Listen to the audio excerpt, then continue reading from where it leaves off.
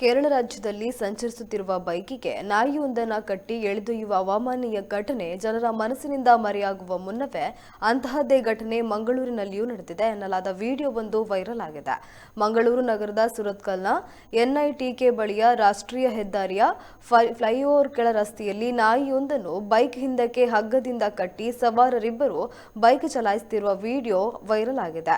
ಈ ಘಟನೆ ಸಂಬಂಧಪಟ್ಟ ಆರೋಪಿಗಳ ಬಂಧನ ಆಗಬೇಕೆಂಬ ಒತ್ತಾಯ ಕೇಳಿಬರ್ತಿದೆ.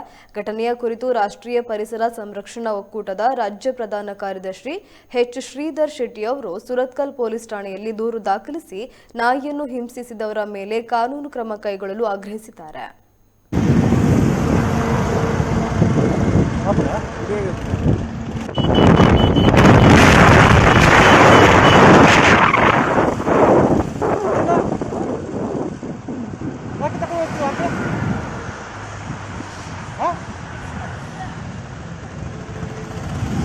Oh no!